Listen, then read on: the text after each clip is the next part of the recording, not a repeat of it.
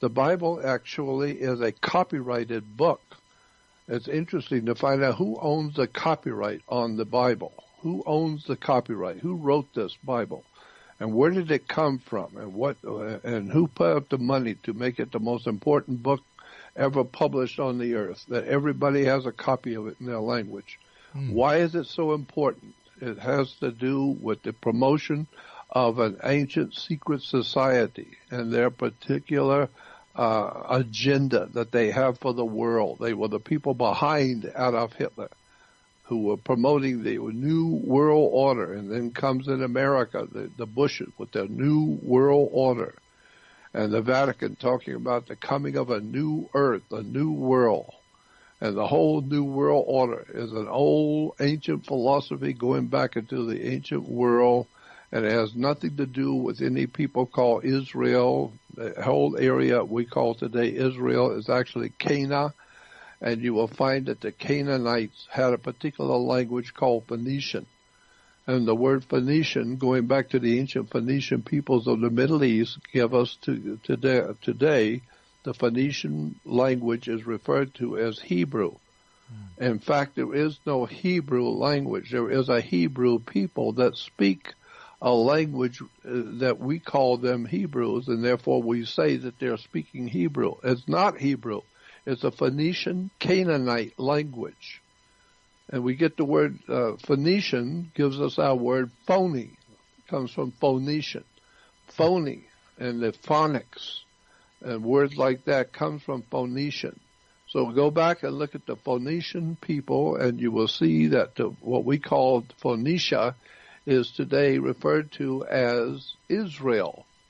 Israel is the ancient land of Canaan in the Bible. You talk about all the horrible things that were going on in the land of Canaan, and that God cursed the land of Canaan and said it was a terrible place and to have nothing to do with it. That's in the Bible, the Old Testament. Well, Canaan today is called Israel.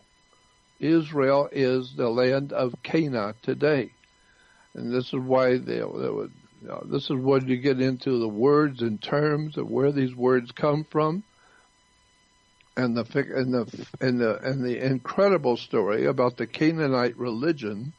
The priest of Canaan, they would offer up sacrifices. Usually it was children. They would burn as a sacrifice. They would kill the children and burn their bodies on an altar. And then, according to the Canaanite religion, they said they were worshiping the sun.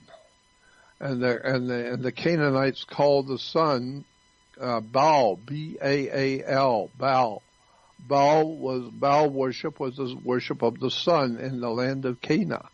Go back and look at it. Today, we say that we know that the priests of Canaan who were worshiping Baal, B-A-A-L, Baal as the sun, they were Baal worshippers, and they would offer up human sacrifice. They would kill children and people and then burn their bodies, but they were supposed to eat part of the burned bodies. They were burning the bodies so that God could smell the flesh. He liked smelling burnt flesh. And this is what we're told in the Canaanite religion, that God says, I love the smell of your sacrifices. The sacrifices were human, so when they're burning humans on the altar, God loved the smell of human bodies burning. And so that's where we get this idea that they were Baal worshippers, were eating the bodies of their sacrifices. And so they were from Canaan, and so they were Baal worshippers from Canaan, which gives us our word Canabal, or cannibal. Cannibal comes from Canaan worshippers of worshiping Baal, Canabal, cannibals. And this is what we call today Israel. Israel is the land of Canaan-Baal worship, the sun god. The sun being B-A-A-L, Baal, or swastika, or tetragramma, Aton. All of this goes back to the sun worship, moon worship, Venus worship, the worship of the planet Saturn, the worship of the moon. All of these are ancient pagan religions, and nobody today gives a damn. Nobody seems to care. We just go along to get along, and whatever everybody else is doing, that's what we'll do. Everybody's going to the synagogue. We'll all go to the synagogue too.